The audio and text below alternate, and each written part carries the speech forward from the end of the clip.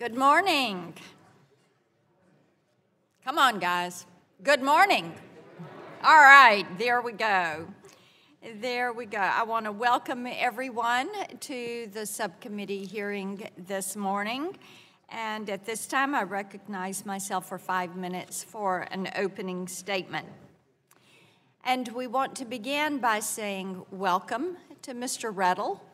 We are delighted to see you here, and we are excited to provide some oversight of NTIA since you've left us for the administration.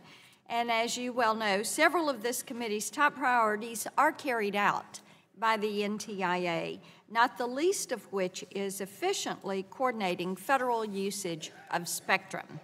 We are focused on making certain that you all are on task, as are we.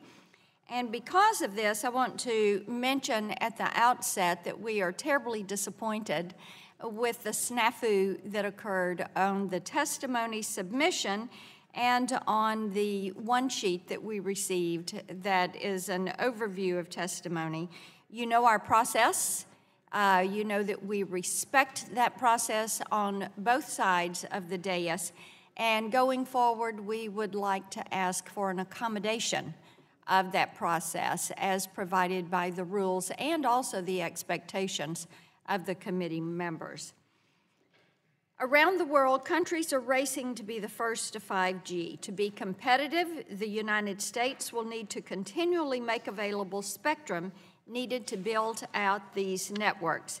It seems NTIA is hard at work identifying bands that could be freed up for the commercial use, especially with the recent announcement of 100 megahertz that you've identified as a candidate band. We fully recognize the challenge of balancing the need for more spectrum with the significant national security and public safety issues associated with clearing these bands. We are looking forward to hearing from you this morning on your plans of how you will help the United States maintain our status as a global leader in the wireless space.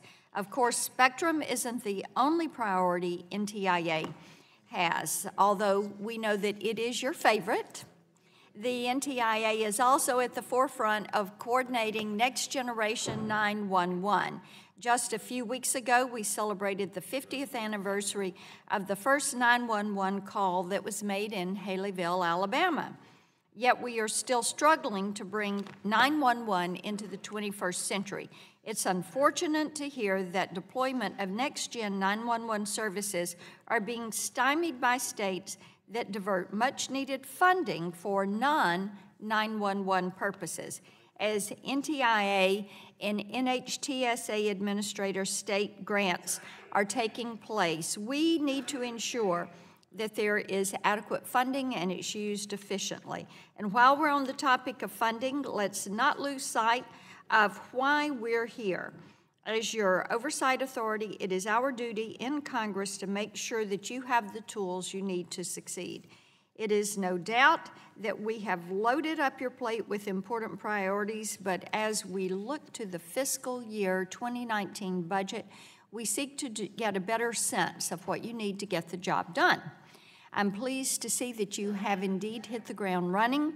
Look forward to hearing more about your priorities and spectrum management identification as you embark on these issues. And with that, I yield the remainder of my time to Mr. Lance.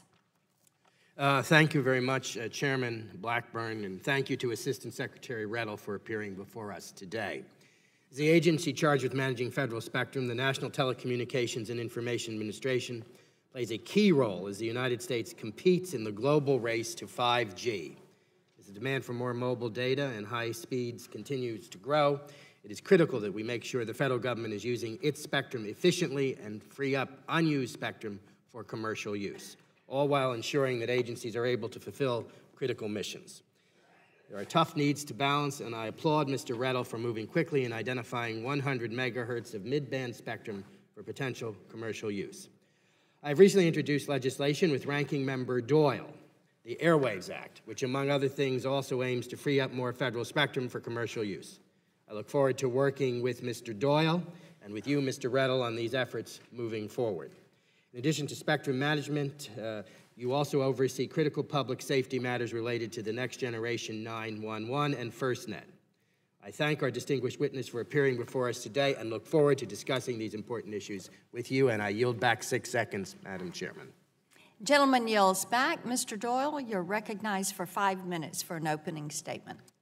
Thank you, Madam Chair, for holding this important hearing, and I'd like to also thank our witness, Administrator David Riddle, for being with us here today. As it's been noted, Mr. Riddle was no stranger to this committee, having served as counsel and chief counsel for Chairman Walden on this subcommittee. During his time here, Mr. Riddle spearheaded the majority's effort on spectrum policy and internet governance and oversaw and directed policy for the full breadth of this subcommittee's jurisdiction. And now, after what appeared to be a rather drawn-out confirmation process, you've finally taken on the leadership of the National Telecommunications and Information Administration, the agency tasked with serving as the principal advisor to President Trump on telecommunications and information policy issues. David, I want to wish you the best of luck with this critical and quite challenging task. That being said, I also understand that you went to Penn State, which is my alma mater, and that you married a girl from Pittsburgh. So this shows good judgment on your part, too. But again, welcome back to the committee. Our world grows more connected and interconnected by the day. The number of connected devices will exceed the number of people on the planet this year, and research suggests that the number of connected devices will be more than twice the population of the planet by 2020. This incredible growth has been fueled by innovation, investment, and access to wireless spectrum. The U.S. government remains the largest spectrum holder in the United States, and NTIA is charged with managing federal spectrum, and as you recently announced, figuring out how to transition additional spectrum to commercial use. It is critical that as your agency moves forward, that you balance the needs of licensed and unlicensed industries. Our leadership in wireless broadband, our success in 4G, and our ability to successfully deploy 5G networks will depend entirely on our ability to make available sufficient spectrum to meet both communities' needs. NTIA's recent announcement identifying 100 megahertz of federal spectrum to study for wireless broadband use is good news, and it's a good example of the valuable role NTIA can play in coordinating federal spectrum use. It's also a reminder of how important our federal R&D efforts are in this area. NTIA's research and engineering arm, the Institute for Telecommunications Sciences, located in Boulder, is a critical part of this work.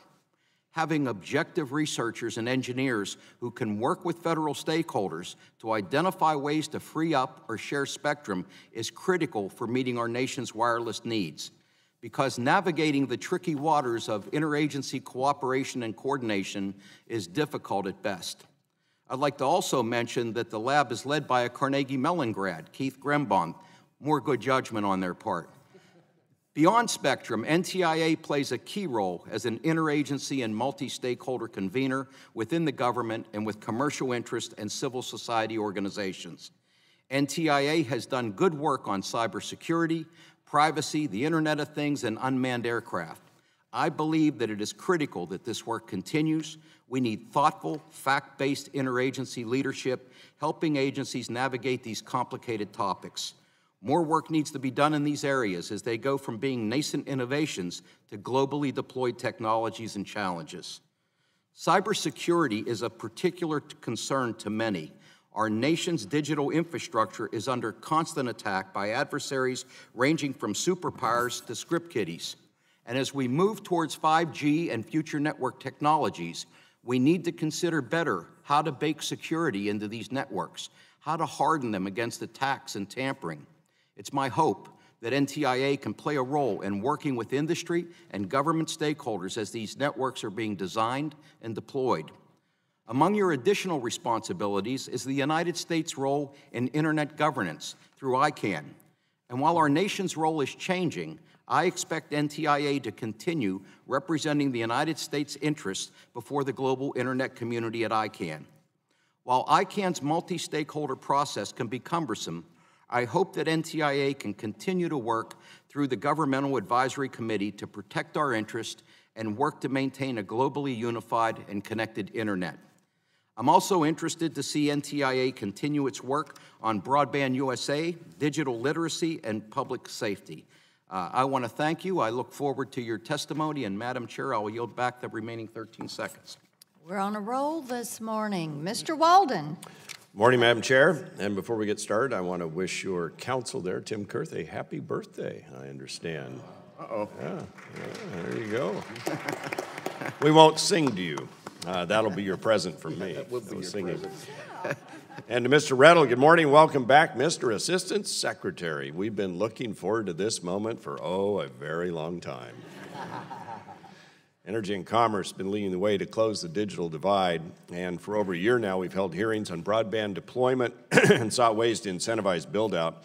And our Telecom Subcommittee, which you're intimately familiar with, has held legislative hearings on numerous infrastructure proposals this year and last that provide plenty of opportunity for the committee and NTIA to work together toward achieving this end of closing the digital divide in the country.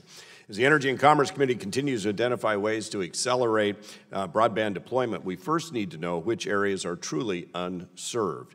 Those areas need to be prioritized first. Mapping efforts have been in the past undertaken by NTIA, but responsibility shifted to the FCC in 2014 when funding lapsed.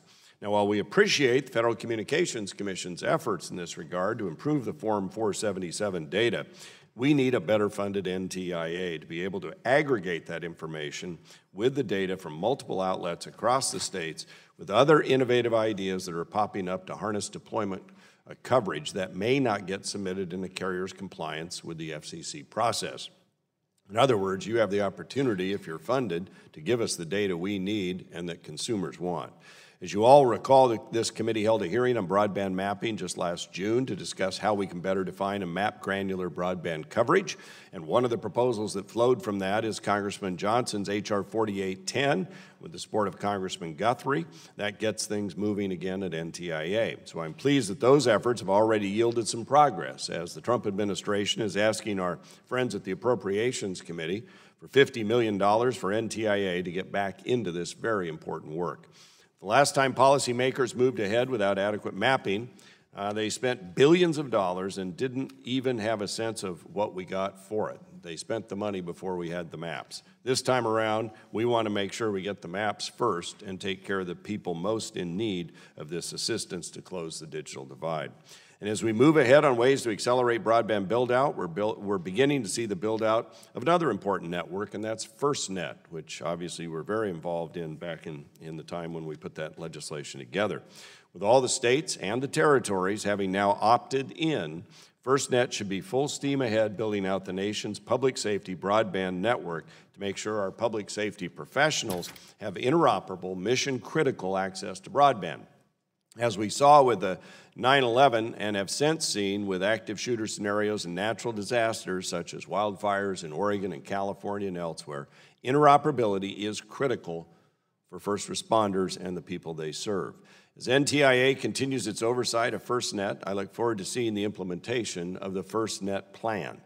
Finally, this agency plays an important role in assessing policy challenges across a gamut of issues.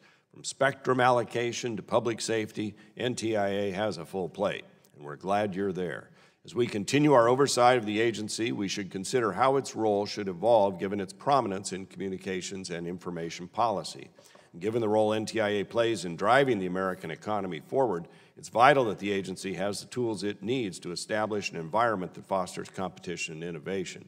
And I know you want to lead the agency in that positive direction going forward. We want to be your partner in that effort. We thank you for being here today.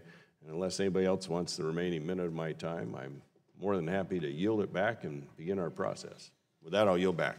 Gentleman yields back. Mr. Pallone, you're recognized for 5 minutes. Thank you, Madam Chairman. The National Telecommunications and Information Administration, or NTIA, has not always received the same attention as the FCC, but that doesn't mean it's any less important. The agency has quietly driven many of our nation's communications policies from behind the scenes, and that's a good thing in the Trump administration, where most agencies have a hard time staying out of the headlines. Case in point, the FCC has thrust itself into the national spotlight by dramatically walking away from its statutory obligations to serve the American people. It's more than just their assault on net neutrality, it's privacy, cybersecurity, public safety, the list goes on, and the Trump FCC is simply refusing to do its job. And so I look forward to hearing from the new leadership at NTIA about what they can do to fill the tremendous void left by the FCC. I know that Administrator Rettel has a deep understanding of these issues, and I hope he also understands that his agency must now step up to improve and secure our communications networks for the future. And I'm particularly interested in hearing how NTIA will handle cybersecurity as we move to more robust next-generation wireless networks and the Internet of Things. The administration itself has pointed out how vulnerable our wireless networks will be if the government does not do more to protect them. And NTIA has an important role in figuring out how to make sure that they are secure. But NTIA needs to do more than just defend our networks from attacks. The agency must also find better ways to protect our privacy. During previous administrations, NTIA worked actively to protect our private information through a multi-stakeholder approach. And now that congressional Republicans ripped away our online privacy, we need to know whether Administrator Rettel plans to increase the NTIA's efforts to oversee our private information online. But NTIA's responsibilities do not end with privacy and security. The agency must also take an active role in encouraging broadband deployment and improving our nation's broadband maps. Democratic members of this committee have introduced the Lift America Act, which directs NTIA to distribute $40 billion to extend our broadband networks to Americans in every corner of the country. Ensuring that NTIA is the agency that's distributing these funds is critical. The FCC already manages the Universal Service Fund, which operates independently from any appropriations, and changing that now by commingling USF with appropriated funds would be a mistake and would risk its long-term sustainability. That's why the Lift America Act would direct NTIA to handle broadband infrastructure funding, and I would like to hear how Administration Rettel would handle this responsibility. And finally, I'm interested to learn how Administrator Rettel plans to deal with Internet governance and our international commitments. Senator Cruz has been pushing for the U.S. to walk away from our agreements regarding ICANN, and I strongly believe that Senator Cruz is playing right into Russia's hands in their efforts to shake global confidence in our government. Ultimately, these efforts could undermine the integrity of the Internet. I was even more disappointed to see that Senator Cruz tried to use the confirmation process to force Administrator Rettel to commit to undermining our country's goodwill overseas. These commitments are counterproductive, and I would therefore like to hear from the Administrator whether he has promised a predetermined outcome to his proceedings relating to America's oversight of ICANN. So I don't know if anyone else on my side wants the time that remains. If not, Madam Chair, I would yield the rest of my time. The gentleman yields back. Assistant Secretary Rettel, we are delighted that you are here this morning. We appreciate your taking the time to come, and we appreciate your testimony. And at this time, I yield you 5 minutes recognize you for 5 minutes for an opening statement. Thank you. Chairman Blackburn, Ranking Member Doyle, members of the subcommittee, it's a pleasure to be back before the Energy and Commerce Committee. At the outset, I wanted to take this opportunity to congratulate the committee on advancing Ray Baum's Act. As many of you know, I spent 7 years working here on the majority staff alongside Ray Baum, and it's more than a little bittersweet to be back in 21-23 without him here. But I'm pleased to be here on the day that Ray Baum's Act will get its moment on the floor. Ray spent his life working in the public service, and the Ray Baum Act is a beautiful tribute to a wonderful man, and it's all the more fitting that it's being done by this committee through consensus. Consensus is similarly at the heart of what we do at NTIA. For example, given our dual mandate from Congress to protect government incumbent operations and to make more spectrum available for commercial use, getting to yes requires quite a bit of consensus building. Thanks to the hard work of our Interdepartmental Radio Advisory Committee, NTIA was recently pleased to announce a selection of 3450 megahertz to 3550 megahertz as a candidate for reallocation to commercial services. While we still have a lot of work to do to determine how to protect government incumbents that are in this band, the spectrum is immediately adjacent to the FCC's Citizens Broadband Radio Service spectrum and could help fuel our nation's leadership in 5G. Just next door is the 3.5 gigahertz spectrum. And NTIA's Institute for Telecommunications Sciences, which is located in Boulder, Colorado, is working to bring CBRS to life. The heart of this innovative spectrum band are two systems, the Spectrum Access System and the Environment Sensing Capability, that will allow commercial uses to coexist with Navy radar systems. ITS is working with all interested stakeholders to certify these systems that are necessary to bring the band to market. Combined with the FCC's recent announcement on C-band spectrum, our efforts could make as much as 750 megahertz of contiguous mid-band spectrum available to meet our nation's 5G needs. In addition to our spectrum work at NTIA, we work extensively to represent U.S. interests before consensus-based organizations like ICANN and the International Telecommunication Union. The ITU's Plenipotentiary Conference is coming up at the end of this year, and we're working with our colleagues at the Department of State to finalize U.S. positions and develop strategies to advance U.S. interests. Additionally, we're actively working to promote the U.S. candidate to lead the ITU's development sector, Doreen Bogdan-Martin. Doreen's a former NTIA employee who's spent many years working at the ITU Secretariat in Geneva to advance telecommunications policy around the globe. She's incredibly qualified, and I'm proud to support her candidacy. Importantly, if she's elected, Doreen would be the first woman to hold any of the ITU's 5 leadership elected positions in the union's 153-year history. Finally, I'd like to highlight the good work the Department of Commerce has been doing to improve our nation's cybersecurity. President Trump has made it clear that securing our communications networks is a national security priority. And the Department of Commerce plays a critical role in this national effort. Whether it's NIST's work on the cybersecurity framework or NTIA's work on multi-stakeholder processes, under Secretary Wilbur Ross's leadership, the department is the commercial internet's voice within the executive branch. In January, the Departments of Commerce and Homeland Security issued a draft report on actions that can be taken to address the threat of botnets. The report outlines a positive vision for the future with goals and tasks that would improve the resiliency of the internet ecosystem. We know that these automated distributed threats are a global problem and that no single sector can fix the problem in isolation. But we also know there are effective tools that can help mitigate these threats, but are not consistently used. The challenge of distributed threats is exacerbated by the volume of devices as we move to the Internet of Things, and I believe the greatest challenge for realizing the full potential of IoT will be cybersecurity. Many do not think of their thermostats, light bulbs, cars, or appliances as digital devices that may carry cybersecurity risks, but in the age of IoT, they can. If we want to promote innovation and growth, we must ensure that Americans can trust the IoT devices in their lives. Late last year, one of NTIA's open multi-stakeholder processes produced agreement on documents focused on IoT security and patching, and we continue to engage with the IoT and security communities to promote the security of the devices on which we are increasingly reliant. Throughout all of this work, NTIA has consistently looked to create as many avenues for engagement with the private sector as possible. That will continue under my watch. The communications and information sectors are the backbone of the economy, and they're too important not to get right. The United States must continue to lead as new technologies, including 5G, emerge, and we must continue to harness this growth for American businesses and American workers. It will take hard work and a lot of listening to maintain America's leadership in the communications world, but that will be my focus as NTIA's administrator. Thank you again for inviting me.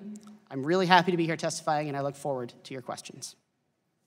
We thank the gentleman for the testimony. Thank you so much, and keeping on time today. This is a good thing.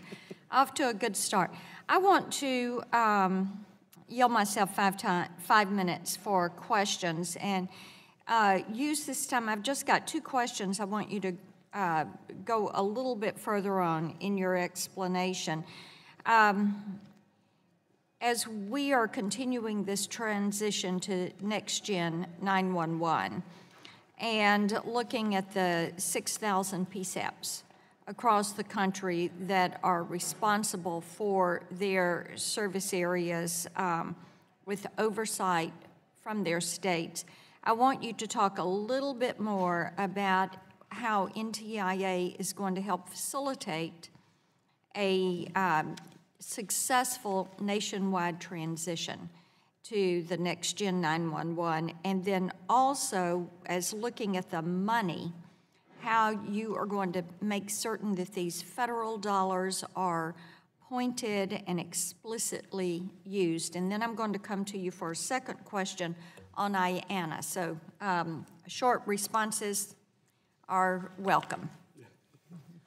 Thank you. I'm Chairman. On Next Generation 911, as you're aware, this is a shared responsibility that NTIA has through a coordination office that we work together with our colleagues at the National Highway Traffic Safety Administration.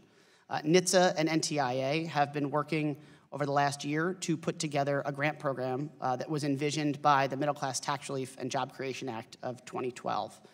We are in the final stages of coordinating that process through the executive branch and are optimistic that we'll be able to have those grants out to companies and groups that are working on 911 policy by the end of this calendar year. So we're really excited about getting moving forward on this. I believe it's $115 million that was allocated for this purpose in middle class tax relief, and we're getting ready to do the grant program that Congress asked us to do. Excellent. We appreciate that, and I will tell you, we have heard from several of our local governments wanting, as they're looking at revamps or where they may have voids in their system, and especially as you look at public safety, school safety, things of that nature, they're curious as to what that process and that timeline is going to be. So good communication on that is going to be helpful. You touched on the IANA transition, so if you will elaborate a little bit more about that transition and how you see it going and what you think next steps are going to be. Sure. Well, the IANA transition is complete. It was completed, and at this point, the U.S. government's role in IANA is limited to our function as the U.S. representative on ICANN's Government Advisory Committee. I know a lot has been made about what commitments were made and what my personal opinions are on the IANA transition, so I appreciate the opportunity to sort of clear the air. I made my personal opinion known in my confirmation hearing, which is I think it would be very difficult to put the genie back in the bottle on ICANN. ICANN is out there engaging in doing the IANA functions as envisioned through the transition. But my personal opinion certainly shouldn't carry the day as the opinion of an entire federal agency. And so in the confirmation process, in my conversations with Senator Cruz and Senator Lee, I committed to a process, to looking at these things as agencies are supposed to ask questions and seek expert input and formulate an opinion of the administration based on feedback from experts in their fields.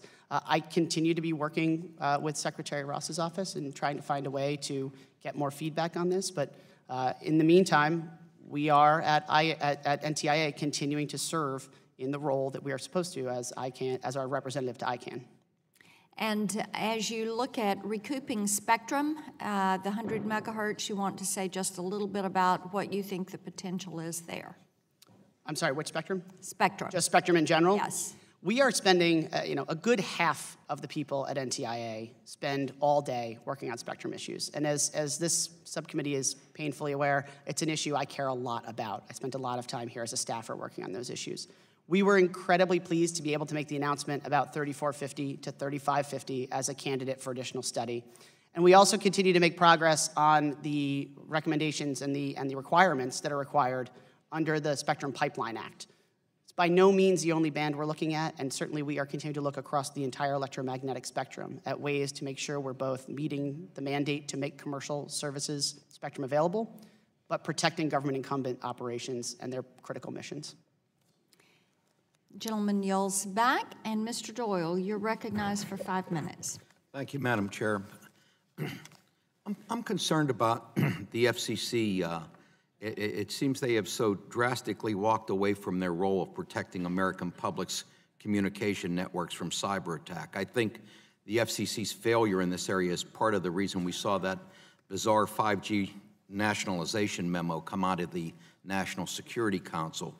Administrator, putting aside the prescription put forth by that memo, can you agree with the diagnosis that the government must be doing more to secure our networks and the supply chain for 5G technology, particularly in light of the recent revelations about vulnerabilities to currently deployed LTE networks? Ranking Member Doyle, I thank you for the question.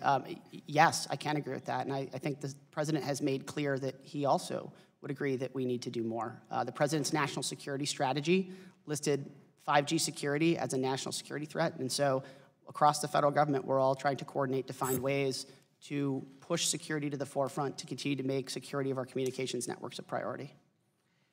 I know during your confirmation that you made a commitment to Senator Cruz to start a process of reevaluating the ICANN transition, as you stated early. I just want to be certain you did not agree to any specific outcome of a process, just that you would start a process. That's correct. And can you also just commit to the bipartisan leadership of this committee that you'll just keep us apprised of any process NTIA might be running on revising ICANN transition? Of course, we'll be responsive to the committee. Thank you.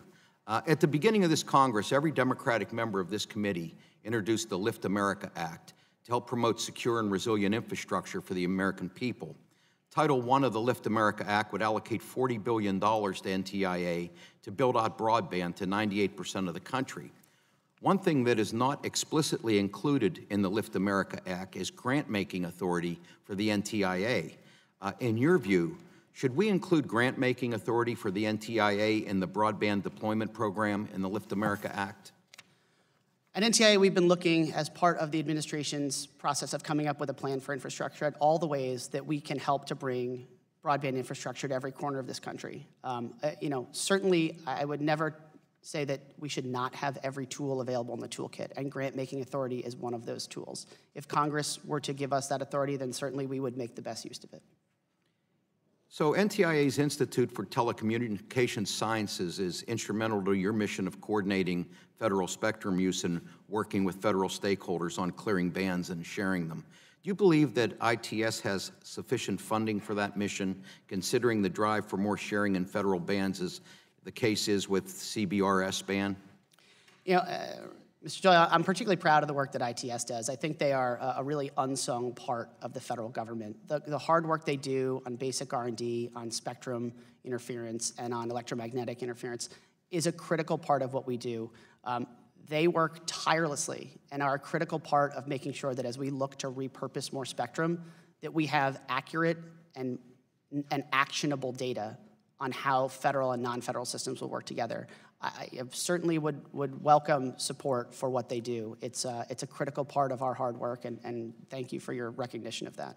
Thanks. As I mentioned in my statement, I think NTIA has done good work in bringing stakeholders together from inside and outside of government to address these complex and emerging topics. Do you plan to continue that work? And if so, what are the topics that you plan to address?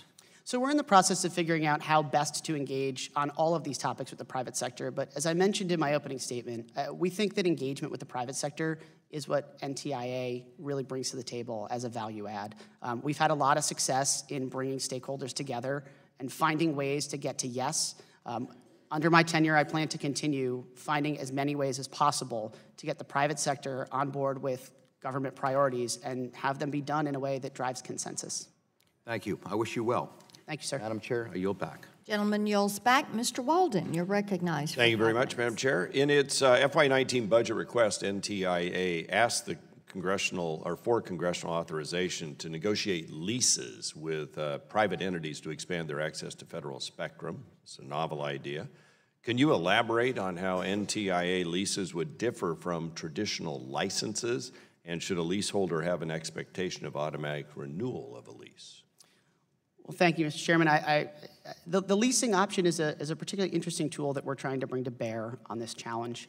We all know in this subcommittee that clearing is still the gold standard, and the law is clear that NTIA needs to focus on clearing as its first option. But there are some bands that federal users are in where clearing just won't be an option, where those systems are either specific to that frequency band or the cost to relocate and improve those systems would exceed any potential revenue, which would fail this test under the Commercial Spectrum Enhancement Act. But our mission is to try and find ways to use the spectrum as efficiently as possible. And so the request for leasing authority is a way to add an additional tool to our toolkit. In those areas where we can't clear, there are other efficiencies that could be gained through leasing. I certainly don't want to prejudge what those leases or what the terms could look like. That would have to be part of our consultation, not only with folks in the industry, but also with the Congress as part of the process. But we're really excited about the prospect of having more tools to bring to make spectrum available for commercial use. And I want to commend you again on your work to identify government spectrum that can be potentially cleared and made available for auction. It's an ongoing quest we share a goal to achieve, and so I want to commend you on that. There's been debate in Congress for several years about Spectrum Relocation Fund, specifically proposals to allow the Office of Management and Budget to borrow money from the Treasury for relocation purposes prior to auction proceeds being deposited into the fund from an auction. How important is this ability to borrow funds for relocation purposes? The SRF, the Spectrum Relocation Fund, has been probably the most critical tool that we have had to provide incentives to agencies to find ways to be more efficient. The changes that were originated in this committee in 2012 and again in 2015 have made real improvements to our ability to make that money available to agencies so that the individual agencies don't bear the risk up front of the potential for relocation. We are continuing to look at ways to improve the SRF. The SRF is why we were able to make the announcement on 3450 to 3550 and so many of the other projects we're working on to bring Spectrum to market. So anything Congress can do to bolster the SRF is certainly welcome. And speaking of auctions, as you know, in the Ray Bombs Act, we fix the issue regarding deposit of proceeds. How important is that fix to allowing auctions to go forward? Well, that's an issue for the FCC chairman. I mean, that is Section 309J of the Communications Act is their venue and not mine. That being said, anything that would stand in the way of bringing more spectrum to market, I think is a challenge that is worthy of tackling. Okay. Given the cost CBO believes comes with the back to SRF now, policy, does it make sense to amend the SRF and grant greater flexibility in the same bill in which we authorize an additional spectrum auction? Do you need more flexibility there? I mean, no federal employee has ever said, no, I would like less flexibility in how I do my job, and I'm certainly not going to be the first. So more flexibility is always welcomed. As to which bill you would put that in, sir, I think that's a question for you all to answer, not for me. I appreciate your candor on both points. And we look forward to working with you going forward with that, Madam Chair. I'll yield back. Gentleman yields back. Mr. Before I do that, could we recognize the Assistant Secretary's wife who is here, Amy Rettel, right there in the front row? Delighted. She'll be very embarrassed. Thank you, sir. Yeah, I'm in trouble now, but we're glad. We are glad that she is here to witness this because we know that she will critique him. That's as she should. I think she's from Pittsburgh. Yes, and she's from Pittsburgh. That's right. Making Mr. Doyle's day. Okay, Mr. Pallone is not here, so let's go on down. Ms. Clark, you're recognized. Thank you very much, Madam Chair, and I thank our ranking member as well. And let me add my voice to those who have said you've made a very smooth transition into this position and commend you for the work that you're doing. Assistant Secretary Rettel, as you're aware, I introduced the Spectrum Pipeline Act in 2015, which later was incorporated into the bipartisan budget bill of 2015. And because my bill became law, the federal government and the NTIA gained access to new research and development funding to help free up federal spectrum for use by the American people. NTIA recently announced that it will study how to make 100 megahertz of spectrum available for use in 5G networks. Can you explain how the availability of research and development funding stemming from my Spectrum Pipeline Act is helping to aid this effort? Absolutely. And Ms. Clark, I'd like to start off by also saying it was a pleasure to work with you and your staff on that Spectrum Pipeline Act in 2015. The availability of that funding is what's making it possible for us to continue driving forward. Making the research money available to figure out whether or not agencies will be able to make spectrum available has been a gating criteria for getting to yes. And Congress rightly heard the concerns from the agencies that that funding being provided after the work had been done was a real impediment to their budgeting processes. So it is part of the reason that we were able to make 3450 to 3550 announcement as a candidate band, and thank you for that help. Very well. This month, Congressman Ice and I plan to launch the Congressional Caucus on Smart Cities to bring American communities into the 21st century through innovation and technological change. We believe that embracing smart technology will make our communities more sustainable, resilient, efficient, livable, and competitive in a world in which technology is constantly advancing. For its part, I applaud the work that NTIA's Broadband USA office to promote smart cities.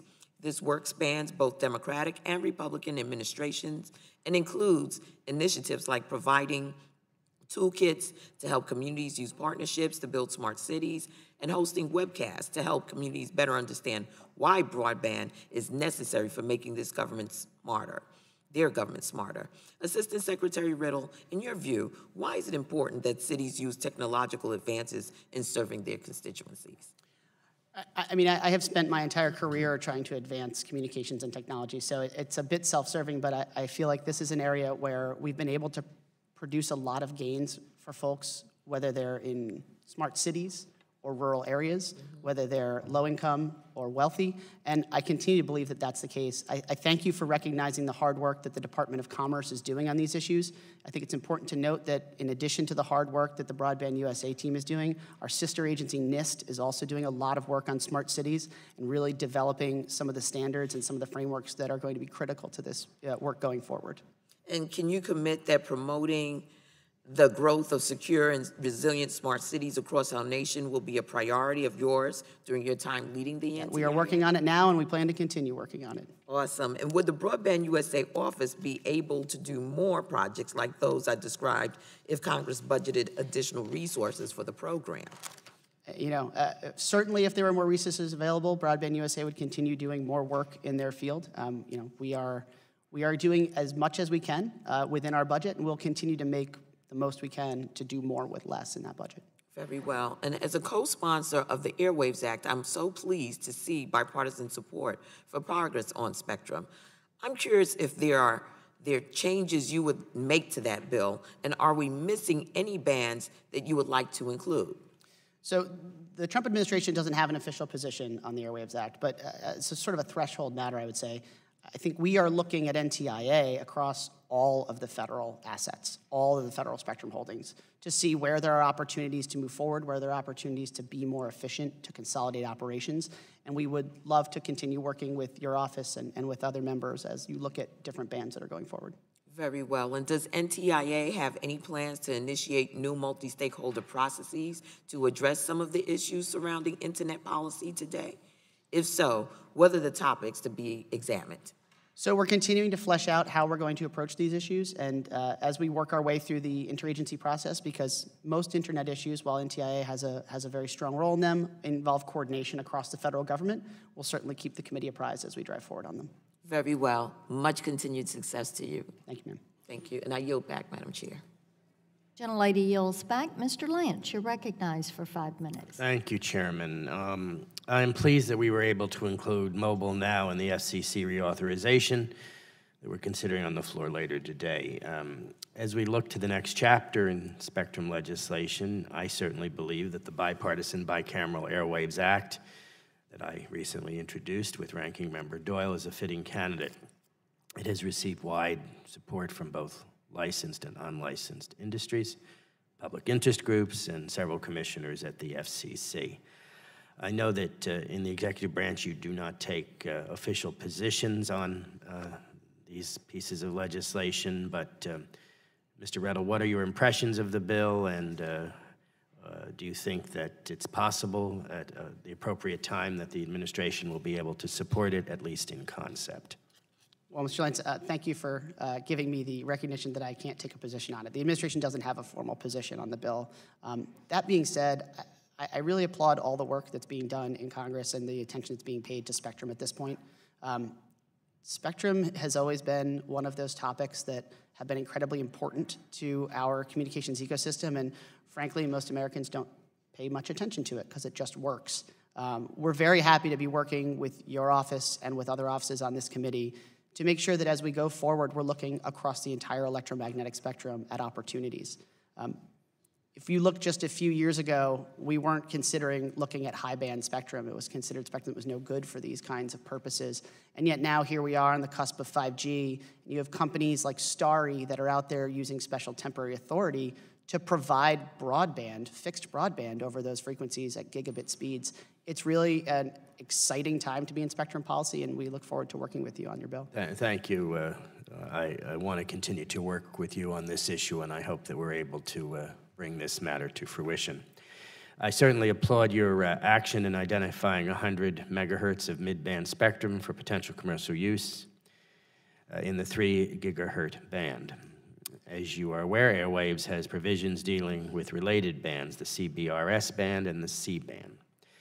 At the same time, the FCC is reviewing the CBRS rules, and the FCC is considering a notice of inquiry partly related to the C band.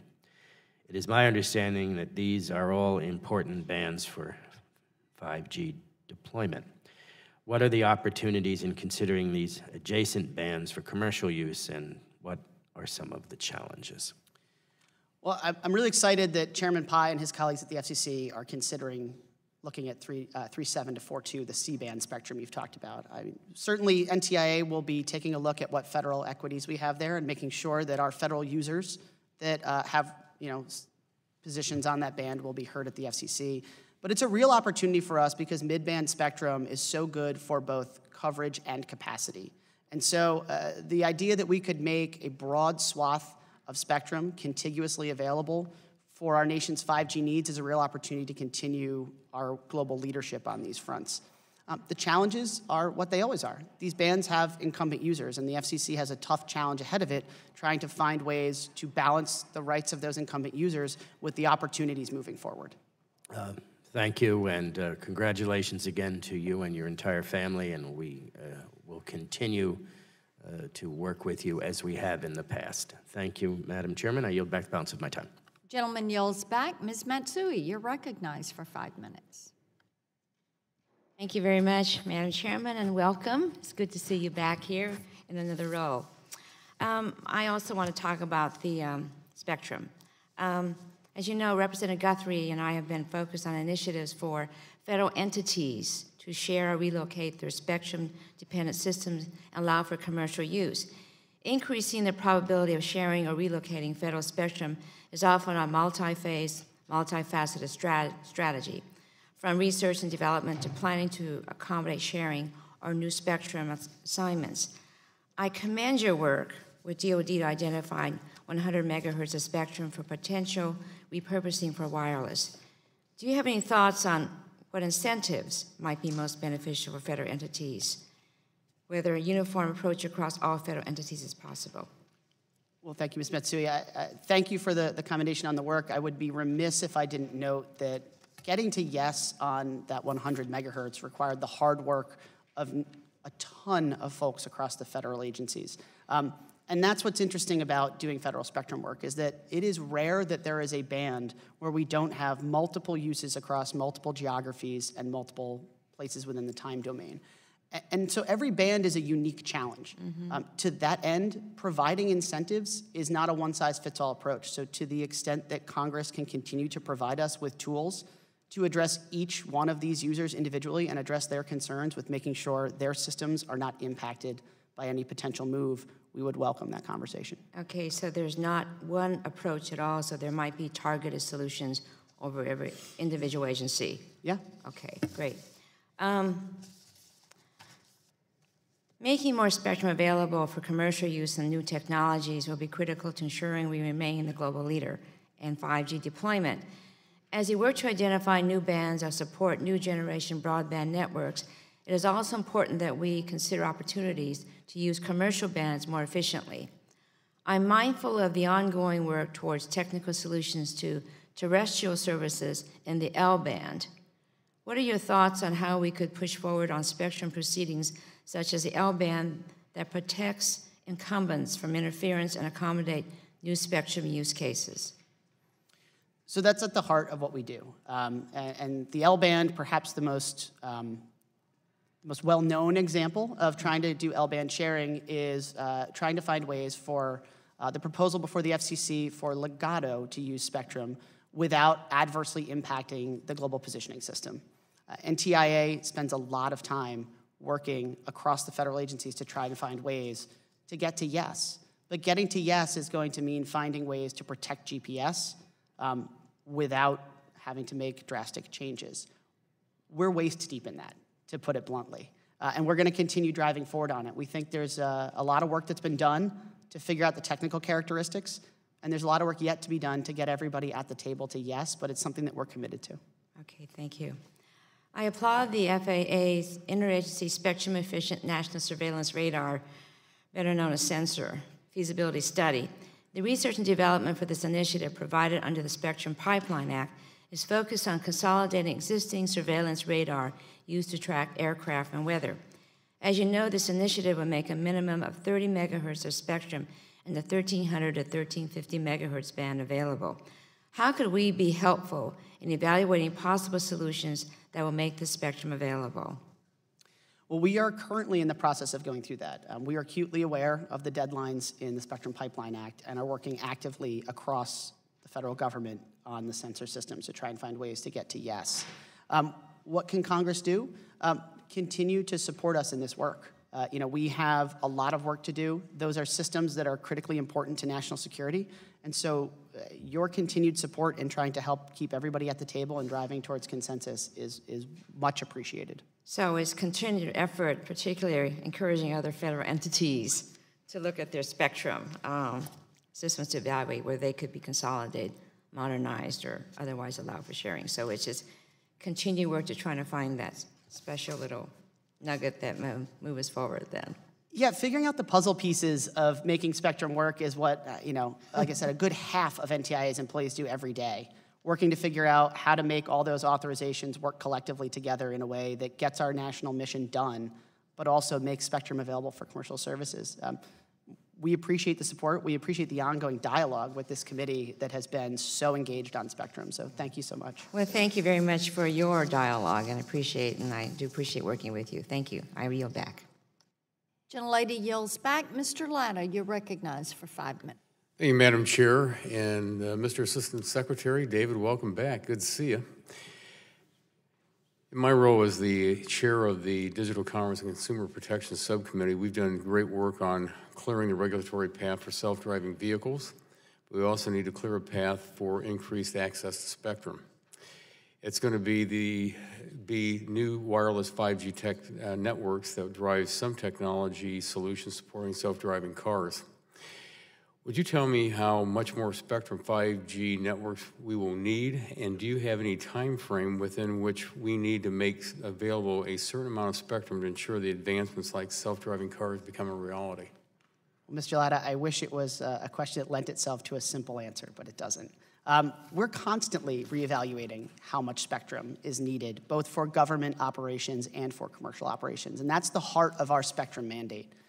Self-driving cars are a unique mission, but they're another mission. And so as we look at all of the things that we are asked to accommodate, we're working across the federal government with our colleagues at the Department of Transportation and certainly with our FCC colleagues to try and figure out ways to make this a reality. Most of the self-driving car systems that have been considered to date are a hodgepodge of different systems.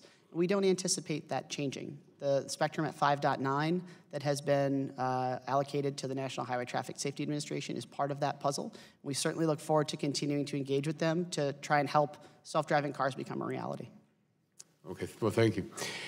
Also, with tax season upon us and fraudulent filings on the rise, I've been concerned with an issue faced by a lot of the certified public accountants out there and how the Internet Committee for Assigned Names and Numbers manages the award of generic top-level domains. I've highlighted one particular example that is one of my concerns, which involves how the CPA organizations were not awarded the .cpa domain. Would you share any thoughts or insights about how ICANN manages the domain name process, and if you are able to raise your general specific concerns or observations with them directly? Sure. Thank you, Mr. Latta. I'm very familiar with the .cpa issue, both from my time here and now my time at NTIA. The certified public accountants had applied through through ICANN's process for the generic top-level domain .cpa, and that has been an ongoing process for quite some time. My staff is engaging actively with the CPAs to try and find a resolution. As our role on the ICANN Governmental Advisory Committee, we'll stand up for U.S. interests, and in this case, this is one of those interests. ICANN is holding one of its meetings next week in Puerto Rico. I plan to be in attendance, and I have a scheduled meeting with the CPAs to try to see if we can figure out a way to get this resolved through the ICANN process as expeditiously as possible. That'd be great. Thank you. In terms of the next steps in broadband mapping, what do you propose can be done about identifying locations unserved by broadband service? You know, there's been a lot of work done by this subcommittee and also with the working group concerned about broadband out there, especially in our rural areas. Have you identified other government agencies, processes, or public utilities that can help you geolocate and those target specific unserved addresses or locations to better understand the demand in those more remote parts of our country? Sure. So the President's request for additional funding for NTIA for mapping is not just to produce a map, but also to produce an assessment of broadband capabilities and provide a tool for policymakers both here on the Hill and across the executive branch to better target the funds that are allocated to broadband. Our approach, should we have the additional funding, would be to not only look at the existing data sets, but go to try and find additional data sets. By overlaying that data across different commercial products, you're able to take a look and see where there are discrepancies. And typically that is the way you figure out where you're gonna need to do validation. We've had a lot of experience doing validation of data, and we have an extensive set of relationships through our State Broadband Leaders Network with folks at the state and local level who have continued the mapping work at the state level throughout the last couple of years. Minnesota is a great example of that. They've continued doing this mapping work, and incorporating that data, that boots on the ground validated data, would be part of what we would like to do if we are, again, put into the job of doing mapping. Well, thank you. And again, it's really important as you go forward to always remember looking at the unserved versus the underserved areas, because there's a lot of our areas in our districts that are totally unserved right now, so I appreciate that. And Madam Chair, my time has expired, and I yield back. Gentleman yields back. Ms. Eshu, you're recognized for 5 minutes. Thank you, Madam Chairwoman. Welcome, Mr. Administrator. It was David, now it's Mr. Administrator. It's great to see you here. Congratulations to you, and it's wonderful that your wife is here as well. I can see the pride in her smile. You know that the years that you've been with us on the committee that I have pressed and pressed and pressed on unlicensed spectrum, because that really is the innovation, the platform for innovation. So in my view, it's important to have unlicensed spectrum in low, mid, and high bands, the same way we do for licensed in low, mid, and high bands, because they have different use cases. And this is the case with Wi-Fi operations. Is NTIA studying any bands below 6 gigahertz that are promising for unlicensed, giving more valuable bands below 6 gigahertz away for commercial use? I mean, I think that we need to know what your thinking is on that. And are you willing to commit to that some of this sub 6 gigahertz bands will be designated for unlicensed? So, ma'am, I'd love to be able to make that assurance, but NTIA doesn't make those calls. So I think it's important to note at the outset that the decision of whether licensed or unlicensed allocations are made is an FCC determination. What we're doing at NTIA is looking at all of the federal frequencies and trying to find ones for which we can make commercial use available, some non-federal use available. We are agnostic. Is there any consultative role that you play with the FCC on this? And so what would your conversation sound like? So we haven't taken a firm position, but I think you know personally that I have said before that we believe in a balance of licensed and unlicensed, and that's the way that NTIA has looked at things in the past. Going forward, the upside to the fact that we are now looking at a broader swath of spectrum than we were in the past is that one of the biggest challenges we had to do we make it licensed or do we make it unlicensed was scarcity. As we look at high band spectrum, we have so much more available that it becomes easier to find ways to make some available for both uses. And I certainly think there's a role for both as we go forward, and we'll continue to consult with the FCC and make sure that we are pushing that forward. Well, it sounds somewhat promising. Somewhat. I have made it a point in my district to meet with the PSAPs throughout the, each community. And I did that, I think, a week or 10 days ago, in a smaller community in my congressional district, but nonetheless, the importance of that center. It was very interesting to me when I asked them if they have had any communication from the federal government on anything. And you know what? They haven't. They said there isn't any outreach. There isn't anything. And I think that we need to be in communication with them. I know it's been 6 years since the Middle Class Tax Relief Job Creation Act was signed into law. There hasn't been a single grant that has been put out there, but they need these resources. They need these resources. They need a partner. They need a federal partner. Now, I know that someone else asked about it and that you went through when you anticipate the grants being granted, or the grants being granted? Yes, ma'am. So I've been on this job for a little over 3 months, and I know how much work you personally put into those provisions in the Middle Class Tax Relief and Job Creation Act, and we have made it a priority to get that moving. Now, OMB has to, it's over at OMB now? So it is, yeah, it's in the clearance process. It's not exclusively within our purview, as you know. It's a shared responsibility between the Department of Commerce and the Department of Transportation. So Commerce and Transportation have been working to clear both of their respective processes, and then the document has to be cleared by OMB. We are in the process of making that happen, and we're hopeful we'll get it out the door very soon. So what's the next step after very soon? The next step after that is that we'll establish rules for a grant program, and we'll be then taking applications for grants from interested parties to improve next generation 911. Are you going to go out there and kind of wave the flag and say, we have $115 million, which is not a lot of money when you divide it by 50 states and all the PSAPs. We have, what, 6,000 approximately PSAPs in the country? I think that we need to really be aggressive about this. But you know what? If they don't hear from us, they need to be prepared to put in for whatever they're thinking they need to put in for. And now I think that you need to take a lead on that. I left this PSAP encouraged because of all the things that they're doing. They're working so hard and working very smart. But that they don't know that anything exists 3,000 miles away is not very good. So I think that you have, there's some work to be done on that. And I think that today, if I might say this, that this afternoon we're going to be taking up the Ray Baum's Act. You know, how life goes on. He's passed on.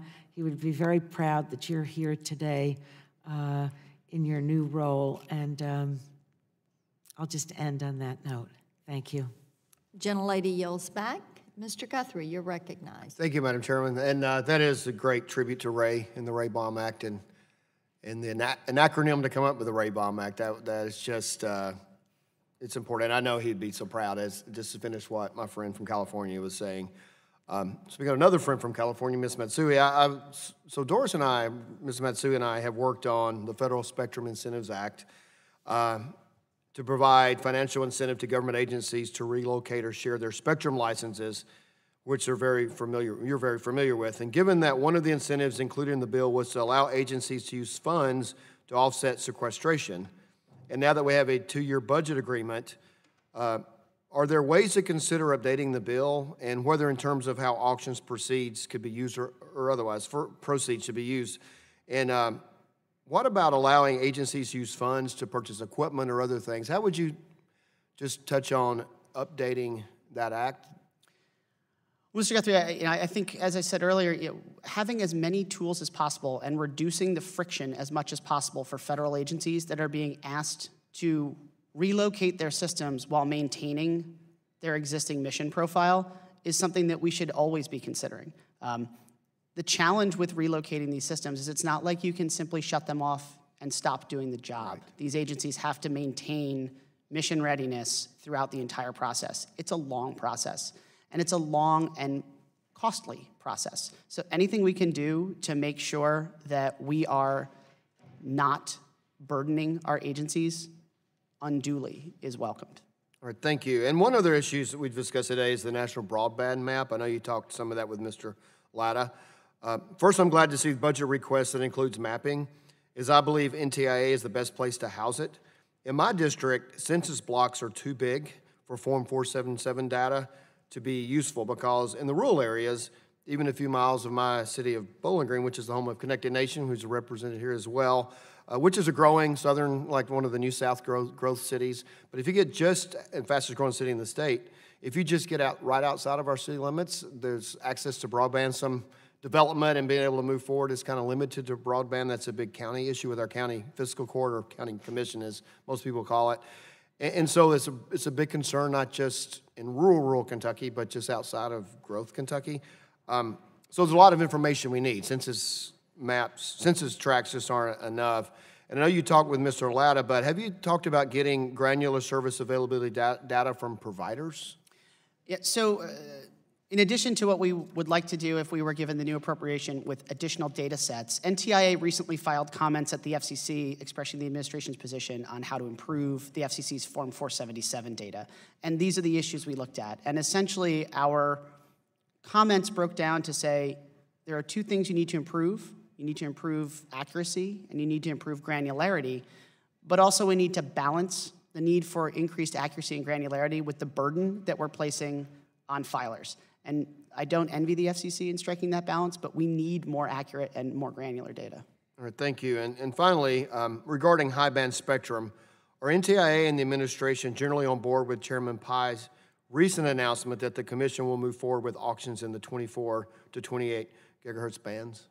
We're excited about more spectrum being made available to bring to bear on our broadband challenges. I mean, the president has made it very clear that getting broadband out to rural America is a priority, and we think that the high band spectrum is one way for us to do that. The potential for fixed wireless in those bands could be a real game changer in rural America. All right, thank you, and I'll yield back my time. Gentleman yields back. Mr. Kinzinger, you're recognized for 5 minutes. Well, thank you, Madam Chair, for yielding. I want to congratulate you on your job. It's great. It's good to have you here. I enjoyed meeting with you in your new capacity back in February, and appreciate that you've been making the rounds with members and of this committee to discuss priorities. I'm also going to try to get through a number of questions with my time, so if you can keep your answers as brief as possible, that would be great. I'd like to discuss the February 26th announcement that NTIA and the Pentagon have identified 100 megahertz band of spectrum. It's a 3450 to 3550 band that could be potentially repurposed to spur commercial wireless innovation, including advanced wireless services. I'm all for opening up spectrum for commercial use, but as a military guy myself, I tend to look at things through a national security lens. So I would want assurances from the Pentagon that introducing commercial operations of this band of spectrum would have no negative effects on defense. First, will you reaffirm your commitment to ensure that the military communications operating in this band must be a priority? Absolutely. And now, in the event that the engineering study shows that this is feasible and there will be no degradation to military operations, I'd like you to briefly describe what sorts of commercial ventures we might see in this band. You know, might we, for instance, see spectrum sharing technologies that essentially allow for dual use while prioritizing government ops? So that's the phase we're in now, figuring out what the options will be. Once we figure out through the engineering studies what the profile of existing DoD systems will look like in a post-transition, we would be working with the FCC to figure out how this fits into the larger spectrum picture. This spectrum is immediately adjacent to the 3.5 gigahertz band, which we are in the process at NTIA of certifying the systems to make the sharing in that band possible. We'll work with the FCC going forward to figure out what the right play is to make that available in the best way possible. The extensive federal, non-federal use of this band makes it an ideal candidate for spectrum sharing. Will NTIA and the DoD focus on dynamic spectrum sharing as a way to maximize its use? You basically kind of answered that. As you know, this 100 megahertz band is immediately adjacent to the Citizens Broadband Radio Service. and the FCC's rules for CBRS are almost finalized now. If the NTIA and DoD move forward to open this band, it would save time and money to simply extend the CBRS rules to the adjacent band rather than go through a potentially long rulemaking process. In order to accelerate its commercial use, will NTIA and DoD consider applying the same rules under the FCC's Part 96 of the CBRS to this 100 megahertz band? So ultimately, the decision of how the non-federal use would be done will be done through notice and comment at the FCC, but we'll participate in that process. And I know at least one company that's worked closely with the DoD on this band tier structure. And I think it's safe to say that with the industry assistance, this process can be much less painful. Do you agree that industry could help accelerate and ease the transition process for NTIA and the DoD to enable shared use of this band? Absolutely. We've got 2 advisory committees at NTIA that are on both sides of this equation to help us out. The Commercial Spectrum Management Advisory Committee for looking at the commercial side of the equation, the Interdepartmental Radio Advisory Committee on the government side, and those 2 advisory committees give us at NTIA a more complete picture of both what the government users need and what spectrum users on the commercial side are looking for. Okay. And I'd like to briefly discuss the future of spectrum, both in terms of what we can do with the spectrum that's currently being utilized, as well as ultra-high and super-high frequencies that are not yet widely utilized in commercial ventures. In your opinion, what's the most efficient way to deploy the spectrum that's already more accessible today? Would it be sharing, clearing, or some other means? So when it comes to reallocating federal assets to non-federal, Congress has been very clear that we need to prioritize clearing over sharing, but that doesn't mean that we don't look at all potential tools that we have in our toolkit. And sharing and the requests we made for leasing authority are part of those potential tools that we could bring to bear. And how can we make up the progress gap in developing and deploying 5G? You know, I think the work that Congress is doing to continue to press the issue and make more spectrum available is particularly helpful. But I think what we're really going to have to do as a country to see this move forward is continue pressing the private sector on standards. Standards, at the end of the day, are where these fights are won and lost. And we, as a country, have been a leader in 4G standards.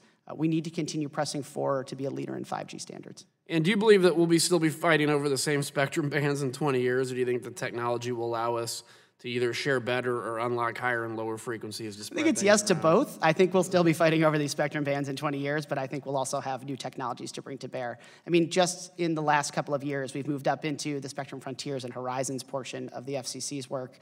And 5-10 years ago, that was unthinkable. So at NTIA, we continue to constantly reevaluate and figure out what technology has done to change our underlying assumptions. And very last question, does the NTIA have the authorities necessary to operate in the current environment or in these future scenarios so that it can quickly deploy the use of spectrum? The only thing is the request that we made in the President's fiscal 19 budget with respect to leasing authority. All right, you did a great job. Thank you for getting through so many questions. I yield back. Mr. McNerney, you're recognized for 5 minutes. Well, I thank the chair and I thank the witness. I'm sorry I missed some of your testimony. I had to step out. But I'm concerned about the FCC's reluctance to embrace cybersecurity as an issue. I think we have serious problems with cybersecurity, and then when a significant portion of government experts are told to stand down, I think we are asking for trouble. Can you commit that in your role as head of NTIA, you will help protect our nation's networks? Absolutely, and we're continuing to do that now. The President, as you know, last year issued an executive order asking Commerce and Homeland Security to look at distributed threats like botnets, and we're actively working with our sister agency NIST and with Homeland to put together a report to the President on that issue. Do you have the resources that you need? I mean, everyone always would like more resources, but yeah, we are doing very well with the resources we have, and certainly we are looking forward and hope that the President's fiscal 19 budget will give us the money that we need. Okay, well, following the rise in the disruptive IoT cybersecurity attacks, I introduced the Securing IoT Act. NTIA has been active on this issue, and I understand that in recent meetings of NTIA's multi-stakeholders working group on IoT security upgradability and patching was held back in November. Can you update us on the progress of this multi-stakeholder working group? Sure, that working group produced documents that were consensus documents from the stakeholders to address some of the concerns related around patchability and conveying that information to consumers. We're really proud of that work. We think it's a real good start in terms of bringing security to bear on IoT. And I know that IoT security is a priority for Secretary Ross across the entire department. Well, what meaningful advances in IoT security can we expect? Stay tuned. We're in the process of working that out. You know, part of the interesting aspect of the multi-stakeholder process is you don't always know what will come next. The stakeholders have a way of asserting themselves. Well, I know that NTIA has also published a draft report on how to protect against botnets. You mentioned that a little earlier. Yep. How do you expect that the findings and recommendations from this report will be used in practice by government and industry? So we'll have to see. We're in the process now of incorporating comments to the draft report. Our draft report was put out in January, and both NTIA and NIST have been seeking comment from stakeholders to improve the draft in anticipation of delivery to the President in May. What happens to the document and the recommendations therein will be up to the President, and we're hoping to continue working on it. It'd be nice to have some mechanism to ensure that federal agencies and government contractors follow these recommendations. Sure would. I want to change direction a little bit. I want to make sure that my constituents have access to broadband and that access is affordable. How can NTIA's Broadband USA program help? So Broadband USA has been continuing to do outreach and maintain relationships with the states and with local governments through the State Broadband Leaders Network. And we've been trying to help produce best practices for communities to get investment from private sector entities, because the economics of broadband are typically the biggest challenge to deployment. We continue to maintain that capability and work with our state colleagues. And the President's request for an additional $50 million to provide an assessment and map of broadband availability, I think, would certainly aid policymakers, both within the executive branch and certainly up here on Capitol Hill, in trying to define what the unserved parts of our country really look like. Okay, I'm going to change directions again. Does the NTIA have jurisdiction over drones? So NTIA has jurisdiction over some of the issues related to federal counter-UAS activities, and that has played out certainly on Capitol Hill over the last couple of years. But with respect to drones, I think the majority of that work is done interagency with our colleagues at the FAA. Okay, is there a broad outline of drone regulations at NTIA? Is there some sort of regulatory structure that can help guide where we're going to be going with this technology? I don't have one prepared for you today, but I'd certainly be happy to work with your office going forward to figure out what the right steps are going forward for us on drone security. I mean, you can see drone security is a huge potential issue for us. I mean, they could fly a drone over the Capitol and blow us up anytime they want. So we need to move forward aggressively on that, in my opinion. Yes, sir. Thank you. I yield back. Gentleman yields back. Mr. Johnson, you're recognized for 5 minutes. Thank you, Madam Chair, and welcome, Mr. Assistant Secretary. That has a nice ring to it. Just kind of rolls off of there. So welcome. Last week, the FCC released a map showing areas across the country eligible to receive support for 4G LTE service over the next 10 years as part of Phase 2 of the Mobility Fund. The map almost immediately came under attack for inaccurately portraying areas as covered, including parts of my district that were not. This continues to raise questions as to whether the FCC should be in charge of broadband mapping, wireless or otherwise. My bill, the Mapping Now Act, would move federal broadband mapping away from the FCC back to NTIA. So, Mr. Assistant Secretary, what will the NTIA do to ensure broadband maps are accurate? Well, Mr. Johnson, as a threshold matter, I want to applaud the FCC for what it's been doing on mapping. Certainly, any effort to bring more accurate data to the way we deploy our resources as a federal government should be welcomed. And I also thank you for your leadership in making mapping a priority for discussion here in Congress. At NTIA, we've spent a lot of time working on ways to define the need for broadband, where those problem areas are, and we're happy that the President had asked for an additional $50 million for us to move forward with that. That $50 million, if it is brought to bear on our mapping challenges, will be used not only to produce a map, but to do an assessment of the data in that map. And bringing together multiple data sets and figuring out why they don't 100% line up should give us a better idea of the real need we have in rural America. And anyone who's spent any time in rural America knows we have a real need for broadband infrastructure in rural America. Sure, and I want to echo what you said. I certainly applaud the work that's been done up until this point, but we got to take it to a new level. I mean, we've got the urban-rural divide is a very real phenomenon. We got lots of intellectual capital that is not being recognized because young people can't get access to the internet for their schoolwork.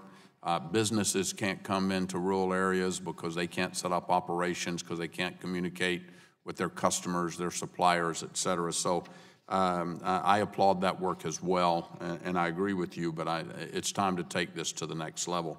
So what strengths, you talked about some of the things you would do, but what strengths does NTIA bring to the mapping efforts over what's currently being done at the FCC? I think a real strength we bring to the table is our existing relationships with the state and local governments.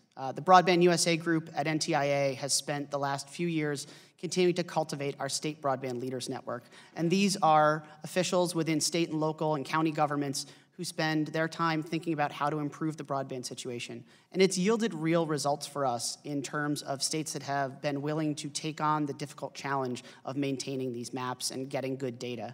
As I mentioned earlier, Minnesota is a great example of a state that has continued to push forward and use state resources to produce good, actionable data. I think it's those relationships and our ongoing work with them. We had our state broadband leaders here in town just a few weeks ago to explore ways to continue working together between the different state and federal entities that are engaged here. That's a real asset for us. Great, great. Shifting gears just a little bit, a lot of discussion has focused on high-band spectrum and how NTIA can help accelerate the U.S. in deploying 5G. But my constituents are still struggling to get 4G or even to sustain a phone call driving down the highway. So, Mr. Assistant Secretary, is NTIA looking at lower bands that could be freed up for commercial use? So the announcement of 3450 to 3550, I think, is a prime candidate for the kind of thing you're talking about. It's mid-band spectrum that provides a good mix of coverage versus capacity availability, and hopefully we'll be able to drive forward and get those studies completed so that we can bring that to market as soon as possible. But that's the kind of work we're doing to bring spectrum to market to meet actual real-world demands. Okay, and one final question in the last 30 seconds.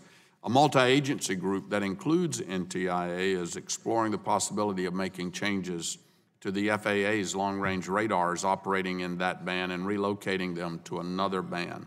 What's the status of that effort to free up the 1300 to 1350 megahertz band? Is that process moving in a reasonable time frame? The process is moving in a reasonable time frame. Our Interdepartmental Radio Advisory Committee, which is the group that works across the U.S. government to make sure that federal equities are respected and that our missions are maintained, are spending a lot of time trying to figure out how to make that system work in a smaller footprint or in a different band. I'm pleased with the progress. We're going to continue to push forward. It's a real priority for us. Great. Madam Chairman, I yield back. Bills back. Mr. Long, you're recognized for 5 minutes. Thank you, Madam Chair. Last week, the FCC announced that it plans to vote on an item streamlining the process of small cell deployment at its March meeting.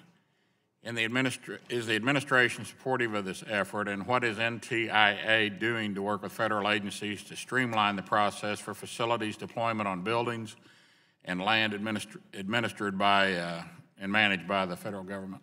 Mr. Long, I appreciate your asking. It's an area we've started working really hard on in the last couple of weeks. The President has tasked the Broadband Interagency Working Group, which NTIA co-chairs with our colleagues at the Rural Utility Service, with looking at 3 specific work streams that could bring federal assets to bear on the challenge, that could streamline permitting for broadband projects, and ways to look across the entire federal government at different funding programs and ensure that they are working together and complementing each other as we try to bring broadband to every corner of the country. What are some of the lessons learned from previous efforts to clear federal users from spectrum band? So the interesting thing is that this is an area that I think is a great case study in how we've taken lessons learned and Congress has incorporated them into legislation. The information we learned in AWS-1 in 2007 was then incorporated into changes to the Spectrum Relocation Fund in 2012. After 2012, we learned that there were some challenges with making funding available to agencies, And Congress made another change in 2015 to make that funding available in a more streamlined process. It's an iterative process, and it gets better every time, so we thank you for all the support in trying to make this as easy as possible. Well, you're talking about Congress making changes. What should we, this committee, as a committee, what should we be doing to assist in this effort? I mean, I think you're doing it, which is raising the profile of the issue. Could you repeat that? Yeah. And continue to engage with us in ways that make sure that we can meet the dual mandate. That's our daily challenge, is we know that Congress wants us to make more spectrum available for commercial users, but we also know, because we spend so much time with our federal government users, that we have to protect the critical mission that they're doing as well. So anything that Congress does to support us in making sure our federal users have what they need, whether it be what they have now or what they'll have tomorrow, while also supporting us in making sure we have the resources to bring commercial spectrum to market, is always helpful. Okay. As you're aware, many on this committee have consistently supported common sense policy of auctioning 1675, 1680 megahertz for shared government commercial use for the past several years, and we're very pleased that the administration's proposed budgets for both of them reflect a priority in seeing this policy through. Does the FCC have everything it needs from your team at NTIA to move this policy forward with a notice of proposed rulemaking? And if so, do you support the FCC's issuing notice of proposed rulemaking in the coming weeks to keep the process moving forward? It will surprise you not at all, sir, that we spend a lot of time working with the FCC on every spectrum band that could be reallocated from federal use. And so it's an ongoing process, and we continue to make sure that whatever the FCC needs, that we can provide. Okay, so you do. Yeah, I mean, I think the question of whether or not the FCC has what it needs is probably a question for the FCC, but we stand ready to provide them with whatever they need. Okay, thank you. And I think this is a world record, but I yield back 1:30. I cannot believe Billy Long is giving back time. That is a first. Mr. Costello, you're recognized for 5 minutes. Thank you very much. I also want to congratulate Mr. Rydell, but also thank him for the time that he spent with me in my office just yesterday. I wanted to focus on FirstNet. As you're beginning your build-out, what are you doing to make sure that we get the National Public Safety Broadband Network up and running as quickly as possible? And the other piece of this, just in terms of getting it up and running, is do you foresee any roadblocks, particularly regarding interoperability? So in terms of getting things rolling, I know that FirstNet is currently working hard to get Task Order 4 out to AT&T. And Task Order 4 is what will start the process whereby AT&T begins to build out the state plans that were provided to each governor as part of the opt-in and opt-out process. We're pleased to see that AT&T, as part of this, immediately made their network available to public safety users on a priority and preemptive basis. And as we get forward with build-out, we're going to continue pushing them to make sure they meet the milestones in the contract and that they are building out in a way that comports with all of the state plans they handed out. The State and Local Implementation Grant Program 2.0, which allocates, I think, a little under $44 million to help FirstNet build out. In Pennsylvania, I think the state police have a $425,000 grant. And I want to ask you how NTIA is working with state and local officials on the grant program and how your efforts might differ state to state, depending on relative risk to different types of disasters or public safety threats. Sure. We've SLIGP, as it is lovingly known. SLIGP 2.0 grants are in process now, and all of the states have reached out to try to find ways to use that funding to further integration of state assets into FirstNet, since all 56 states and territories have opted into FirstNet's RAN build. We're working with our colleagues at FirstNet to make sure that we engage with the states on a day-to-day basis. FirstNet spent a lot of time throughout this process doing outreach to state points of contact on these issues and engaging with the public safety community. And we're lucky that both NTIA and FirstNet have a great relationship with the state governments and with public safety users. So we're going to continue working collectively to make sure that those folks in each state who know the needs of their communities are heard. I appreciate your testimony and your answers to my questions. I'll yield back the balance of my time. Gentleman yells back. Mr. Shimkus, you're recognized for 5 minutes. Thank you very much, Madam Chairman. How do we pronounce your name? Is it Rito, Rydel? David. It's great to have you here. Thank you for being here. As you know, I'm founder, the co-chair of the Next Generation 911 Caucus. In this role, I've seen firsthand how outdated many of our 911 centers are and how Next Generation 911, where it's deployed, has been a force multiplier for public safety. It is more reliable and resilient and faster than legacy systems and improves emergency responses and protection of the public and first responders. As 911 enters its 50th year, and I haven't been here for all those years, the urgency of the deployment of Next Generation is greater than ever.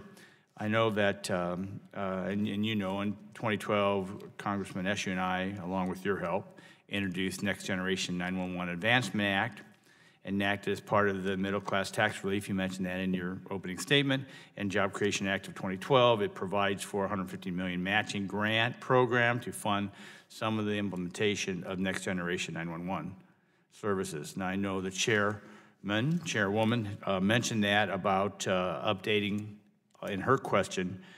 What I wanted to follow up on was additionally, effective development of critical 911 infrastructure dictates that scarce funding resources must be dedicated to their stated purpose of enhancing first responder capabilities. However, despite states, and this is where we have the challenges, quote unquote, self-identifying as non-diverters, the FCC Public Safety and Homeland Security Bureau continues to identify state funds collected for 911 being diverted for non-911 related purposes. Given the new program, what steps is NTIA taking to combat 911 fund diversion, and what can we do to help? Well, I want to thank you and Congressman Eshoo for your leadership on these issues. It's interesting to watch. We have consumers who are dialing 911, have smartphones with advanced capability. Now that FirstNet is being stood up, and in addition, the other providers who are providing first responders with capabilities have advanced smartphone-style capabilities on their devices. But the 911 call centers in the middle that are connecting the two in their most dire times haven't been able to keep pace. And so looking at ways to bring that forward is something that we are painfully aware of and are trying to get that grant program out the door as quickly as possible to bear on the problem. As far as diverters go, I think you're aware, the FCC produces a report every year that looks at which states have been diverting funds, I believe it was under the Net 911 Act, that will identify states that have been diverting funds away from their 911 programs for other purposes. This will help inform our grant making as we go forward, as is consistent with the law.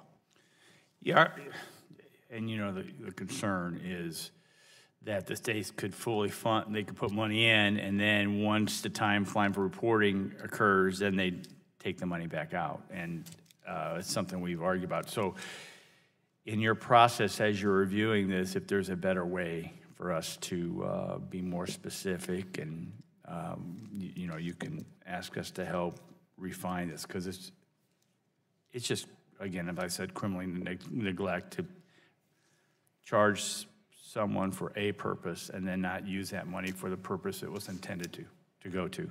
If we find that there are states that are gaming the system that aren't being identified because of foibles of the law, we'd be happy to work with you to try and if we can point some out to you, you would be happy to receive that information? Of course, always. Great, thanks. The next thing I want to briefly talk about is the 5G cell siting.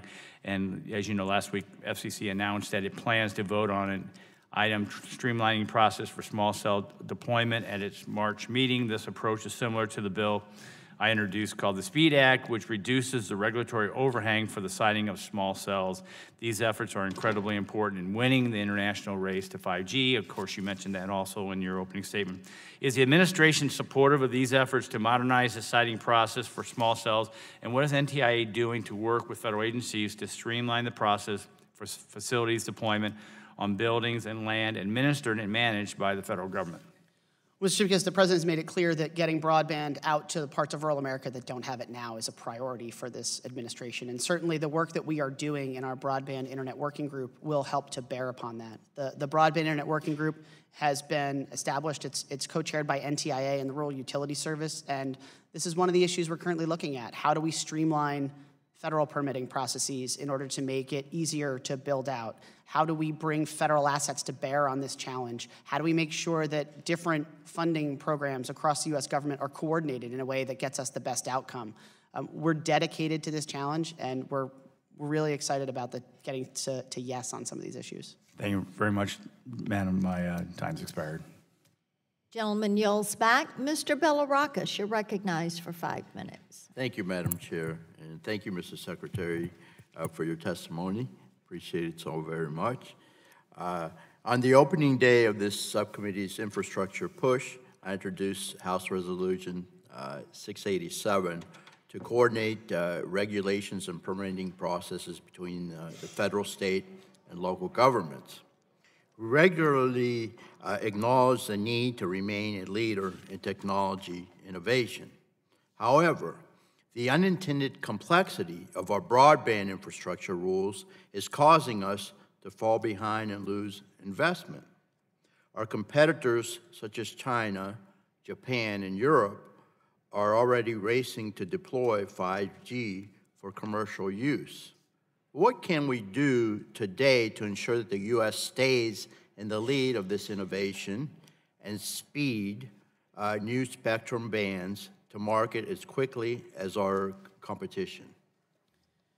Well, sir, the Department of Commerce, Secretary Ross has made it clear that 5G leadership should be a priority, and we are driving full steam ahead to engage on every front with Congress, across the administration, and perhaps most importantly with our private sector colleagues to make sure that we are able to drive standards, that we are able to make as much spectrum available as possible, and that we're able to replicate in 5G the kind of success the United States had in 4G. Very good. Representing the great state of Florida, although I do have Pittsburgh blood, by the way. You know that. My dad's from Pittsburgh. And I root for the Pirates and the Steelers and the Rays, of course, and the Bucks. But in any case, representing the great state of Florida and the Tampa Bay area, Florida is a payor state, as you know, into the Universal Service Fund. There have been long been questions about the accuracy of the broadband data collection and the use of resources.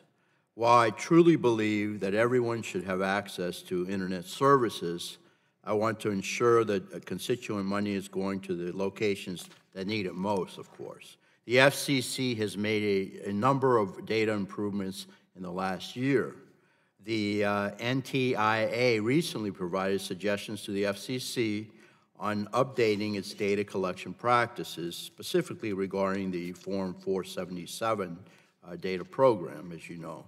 Expanding on Mr. Guthrie's questioning, can you discuss the importance of Form 477 to NTIA decision-making and how the recommendations NTIA provided to the FCC will improve broadband data accuracy to help payor states such as this great state of Florida? Sure, Mr. Belarakis. You know, the Form 477 data is a critical tool that we all have as part of looking at where broadband is available. The FCC has long maintained this data, and while we can all quibble over whether it's accurate enough or granular enough, and I think NTIA has been very clear we think it needs to be more accurate and more granular, it still represents a critical data set. And as we look at what the President asked us to do if we get the additional appropriations to do an assessment and a map, 477 data would form the basis of one of those data sets. Having as many data sets as possible and as many of them validated as possible will lead us to the best possible outcomes. And I think we want to get good data in your hands. We want to get good data in the rest of the executive branch's hands. Doing so will require us to look not just at Form 477, but at a lot more information than that. Very good. Thank you. I yield back, Madam Chair. Appreciate it. Gentleman yields back. Ms. Brooks, you're recognized for 5 minutes. Thank you, Madam Chairwoman, and congratulations. It's good to have you here. I have been focused for quite some time on FirstNet and want to ask whether or not, how is FirstNet doing, in your opinion, with respect to their commitment to specify the 15% geographic requirement to partner with the rural telecoms. How is that going? So, Mrs. Brooks, we are at the threshold of seeing FirstNet start to deploy its own network through AT&T. As I mentioned earlier, FirstNet is working with AT&T now on Task Order 4. Task Order 4 will be the order that has AT&T go out and begin building the state-based plans for the radio access network. We are aware that it is our job at NTIA and at FirstNet to make sure that AT&T is living up to the terms of the contract it signed with the U.S. government. We are joined at the hip for the next 25 years on making sure that AT&T lives up to that contract and that public safety first responders get the tools that Congress intended in the law. And so we're going to continue pushing forward to make sure that's the case. Thank you. I'm also curious, following on to Representative Shimka's question about the diversion of fees, the 911 fees at states. How does your agency follow up when states have to certify they've not diverted the 911 fees? What does certifying mean, and what is your agency's role in ensuring that the states, rather than us maybe providing you information we might hear about, do you know what kind of mechanism is in place to ensure that 911 fees aren't, when a state certifies they haven't diverted fees? So that report is produced and the methodology behind it is done by the FCC. That would be a question for the FCC, but I'm certainly happy to follow up with them and with your office if you would like. Okay. I think people are probably most curious. The spectrum in the last auction, the auctions have produced significant revenue for the federal government, far more than everyone expected. And of course, when it comes to our federal budgeting process, we need as much revenue as possible. Do you have any opinion as to which bands might raise the most money for the Treasury as we continue to contemplate the spectrum auctions? So I think, the traditional wisdom has been that low-band spectrum would produce the best revenue outcome, but it's much more complicated than that when we're looking at which bands are going to be the most lucrative. There are a number of different factors that go into that. Relative scarcity is one of them. International harmonization is another. The availability of equipment in a timely manner is one. How fast it can be brought to market and cleared of incumbents is another. So it's a complicated equation to figure out what those revenues might look like. And it does seem to be evolving quite rapidly. High band spectrum, as I mentioned earlier, was not considered particularly valuable just a few years ago, and yet now here we stand looking at high band as having the potential to really drive 5G leadership. So I don't envy those that have to do the estimates of what spectrum will bring in terms of revenue, but it is a moving target on its best day. Thank you. Congresswoman Debbie Dingell and I formed the 5G caucus, and in talking about that, you mentioned, and I'm curious what your agency's role is in response to Representative Kinzinger's question. You mentioned pressing the private sector on standards. And talk to me about what your role is, what's the timing, because I hear that quite a bit from the private sector. Talk to us a little bit more about that statement that you made, and how do we accomplish that, and what's your role in accomplishing that? Sure. So, NTIA plays a role in its engagement with the private sector as the president's principal advisor on telecommunications, and certainly as the agency to which the Secretary's communications and information functions were delegated. It would be worth noting that this is a shared obligation when it comes to standards, as our colleagues at NIST are also very engaged in working in these standards bodies. The scientists at NIST are fantastic, and we certainly work hand in glove with our sister agency to make sure that we're producing good outcomes for the United States. For our part, we're going to continue pressing the industry. Industry participation is the backbone of getting private sector-led standards adopted. So from our pulpit, we'll continue to push them to make sure that they are engaged at every phase. Thank you. I certainly believe, because I understand at the Mobile World Congress recently, 5G was all anybody talked about, so we better get this right and everybody better speed it up. Thank you, and I yield back. Gentlelady yields back, and by unanimous consent, Mr. Tonko has joined us, and you're recognized for 5 minutes. Thank you, Madam Chair. Assistant Secretary Rettel, welcome, and thank you for being here today. Broadband internet access is often the difference between success and failure for many Americans, whether they are students doing homework, job seekers training for a new career, doctors reading a medical scan, or entrepreneurs starting a small business. To date, our government has done a poor job, I believe, of tracking broadband deployment, especially with public investments that are made with too little accountability and oversight on behalf of the taxpayer. I hope this is an issue that we can address together. As you know, I have been working with my colleague and friend, Representative Lance, on a bill called Access Broadband that would begin to address this issue. Our bill would establish a coordinating office for federal broadband resources at NTIA. It would track federal broadband dollars, streamline management of federal broadband resources across multiple agencies, and most notably, it would simplify the process for small businesses and local economic developers to access them. It would also help notify communities that these resources exist to help them expand their own local broadband access. The bill already has strong bipartisan support. My thanks to the 10 members of this committee who have co-sponsored it to date. I would ask everyone here to help us advance this effort. So, Secretary, to your knowledge, does NTIA or any federal agency currently track the construction and use of broadband infrastructure resources across all federal agencies that provide broadband funding and support? Well, Mr. Tonko, this is an issue that NTIA is currently in the process of evaluating. The President tasked the Broadband Interagency Working Group, which NTIA co-chairs with the Rural Utility Service, with looking at this issue specifically, how to look across all the programs in the federal government that are providing funding for broadband and make sure that they are coordinated with each other and are complementary to each other. And does NTIA or any federal agency coordinate broadband funding so it can be distributed in an efficient manner, in a financial sustainable manner, and with the goal of serving the largest number of persons in the United States while promoting the most job and economic growth for all residents in our country? While I'm sure that every one of the programs looks at that individually, the cross-government aspect of that is what we are currently looking into right now. Okay, and just the coordinating activity amongst agencies, because I know in our research before we drafted the bill, there was this plethora of agencies that are involved and perhaps not communicating well enough with each other.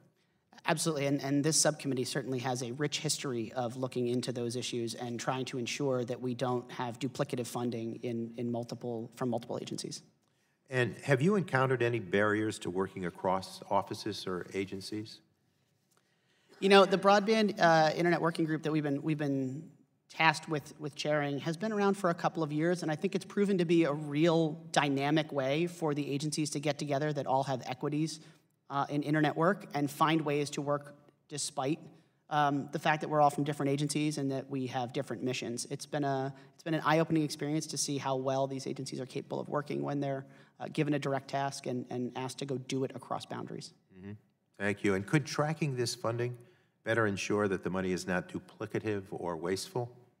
I certainly hope so. I mean, the last thing we want to do as a federal government is to spend more money than we have to achieve our goals. Mm-hmm. That's what we're looking at doing if we were to get additional funding for mapping. It's what we're looking at in the Broadband Interagency Working Group. We'd like to find ways to reach that last part of America that does not have broadband in a way that's as fiscally responsible as possible. And is NTIA in the best position to track broadband funding across federal agencies? Well, we're working in a group right now that is NTIA and the Rural Utility Service from Ag, along with others. But at the moment, it's a team effort across the entire federal government, and we're happy to be working with our colleagues. Would there be another agency that were perhaps better suited to track this funding? Not that I'm aware of. I mean, we're certainly trying to figure that out right now.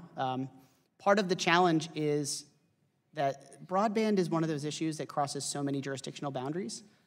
It provides service in so many different verticals and other aspects of government service that we're trying to bring all those stakeholders together in a way that addresses everybody's needs.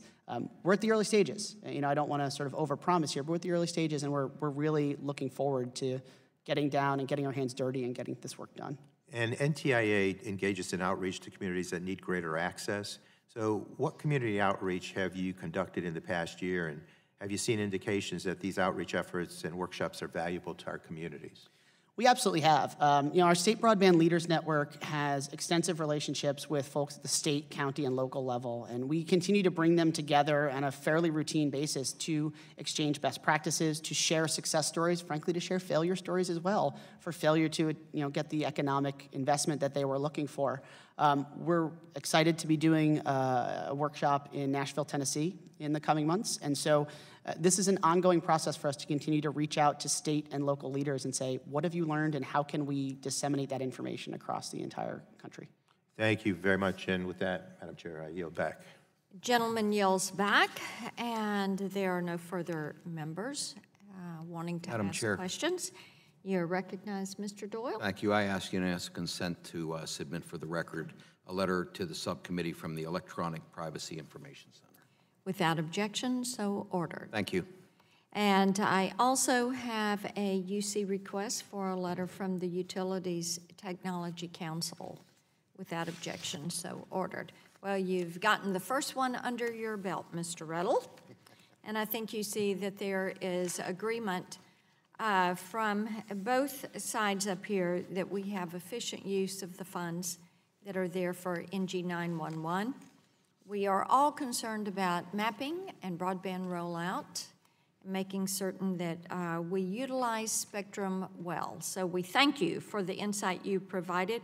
Pursuant to committee rules, I remind members that they have 10 business days to submit additional questions for the record, and I ask that you will submit these written answers within 10 business days. Seeing no further business to come before the subcommittee today, committee is adjourned.